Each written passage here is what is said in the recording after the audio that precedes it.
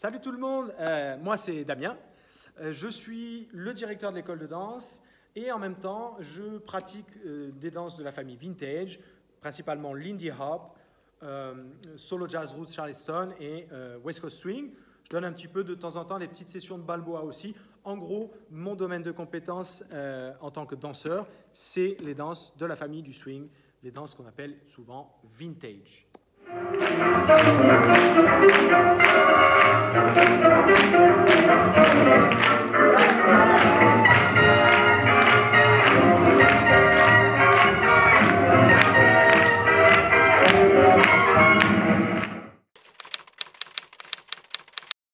Alors, mon background, je vais la faire courte parce que il est un peu long en fait.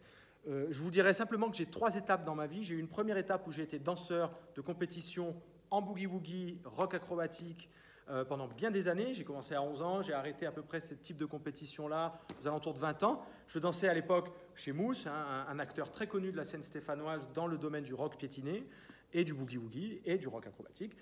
Ensuite, j'ai eu ce besoin de me perfectionner dans une danse qui s'appelle le Lindy Hop, qui est la danse des cabarets de Harlem dans les années 30. C'est une danse à la fois spectaculaire, énergique, dynamique, très sociale, mais qui impliquait, dans les années 2000, pour être apprise correctement, de prendre l'avion et d'aller se former auprès des plus grands danseurs américains qui pratiquaient cette discipline. Donc c'est ce que j'ai fait pendant plusieurs années. Ça m'a permis d'acquérir un background assez solide en termes techniques et en termes de culture swing. J'ai fait quelques compétitions, même un bon nombre de compétitions aux États-Unis. Je citerai simplement une finale en catégorie pro au National Jitterbug Championship de Los Angeles. En fait, l'événement en lui-même s'appelle Camp Hollywood. C'est, je crois, le seul palmarès que j'ai envie de vous donner. J'ai beaucoup plus de résultats, mais celui-là me fait ma fierté parce que c'était une des compétitions les plus difficiles du circuit américain à l'époque. Voilà, donc je ne vais pas aller plus loin là-dedans. Je suis revenu des États-Unis.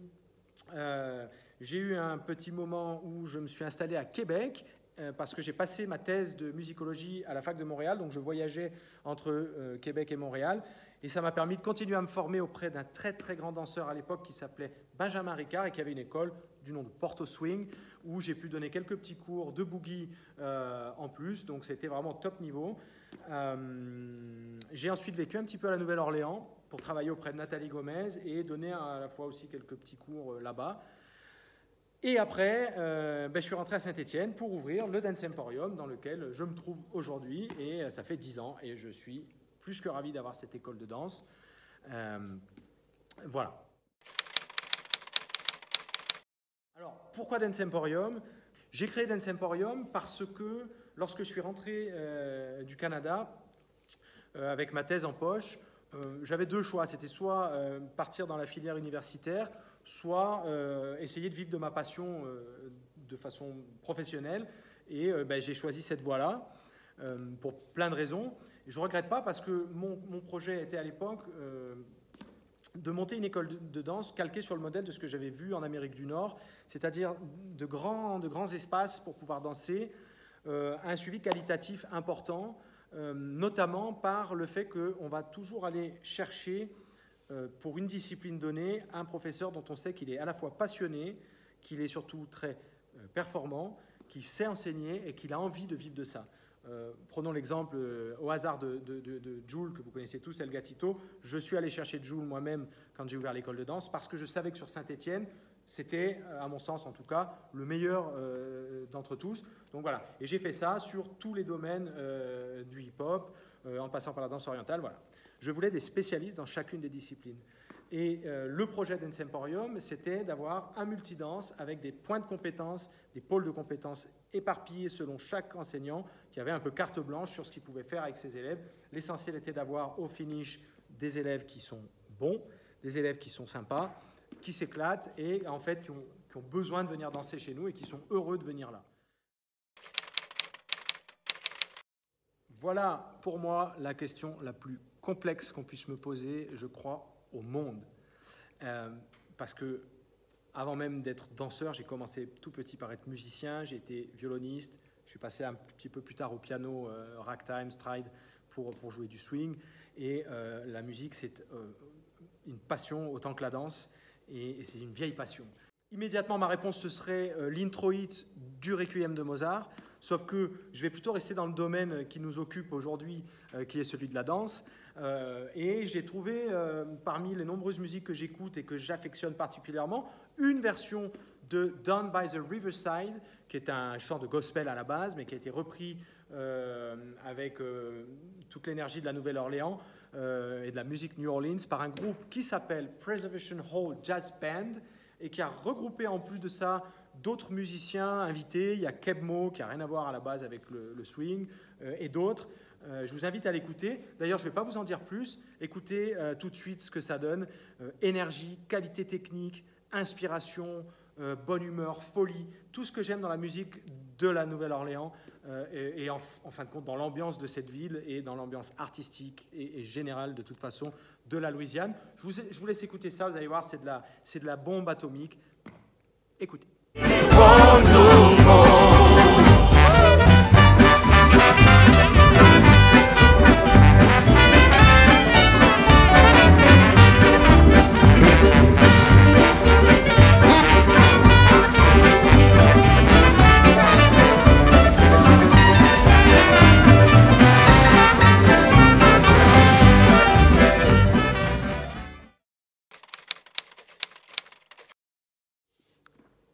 Ma pédagogie dans l'enseignement des danses swing est sensiblement la même que ce soit les danses de couple ou les danses solo.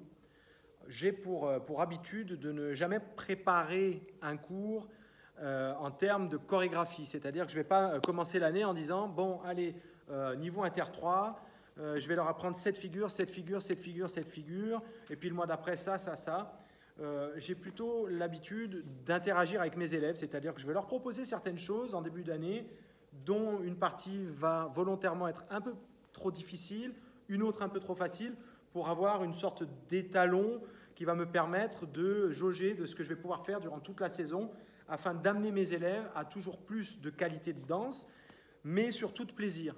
Ce que j'ai envie de transmettre dans mon enseignement, c'est une qualité de danse en termes techniques, une oreille musicale qui permet à l'élève à la fois de danser, mais aussi de mettre sur la musique ce qu'il a appris dans mes cours, et puis un apprentissage du comportement social tel que je l'envisage quand on est un danseur. Principalement, c'est leur apprendre le respect de l'autre et surtout la modestie, quel que soit leur niveau. Je veux des danseurs, au final, qui sont bons, qui le savent, mais qui n'ont pas besoin de le dire, et qui sont très agréables, qui sont sociaux, qui ne vont jamais dire non à une invitation, quelle que soit la danseuse ou le danseur qui invite. Tout ceci, voilà, encore une fois, dans le respect de l'autre, et puis des petites règles qui s'appliquent en société, mais ça, en général, ça se voit très vite avec moi, parce que je ne laisse jamais passer de mauvais comportements dans mes cours. Donc voilà, technicité, musicalité, modestie, plaisir, sociabilité. Je dirais que c'est les axes sur lesquels j'essaie d'amener mes élèves. Alors, c'est une question qui est à la fois super sympa, mais super compliquée, parce que quand on choisit une seule vidéo, on a l'impression de trahir toutes les autres. En ce qui me concerne, en tout cas, si je dois parler d'une performance qui m'a marqué pour plusieurs raisons, c'est la performance des Nicholas Brothers avec Cab Calloway. Cette vidéo, elle date de 1943. En 1943, la plupart d'entre vous savent qu'il se passait une chose un peu plus embêtante que de devoir mettre un masque pour aller payer son addition au resto. C'était la Seconde Guerre mondiale. C'est la preuve formelle que la danse, l'expression artistique en général, mais la danse et partant la musique, sont souvent le refuge dans lequel l'humanité va se plonger dans les périodes les plus sombres de son histoire. Et donc, n'arrêtons jamais de danser, on voit où ça peut amener, et on voit la beauté que ça peut créer, même si c'est à notre petite échelle de danseurs stéphanois, en tout cas, voilà.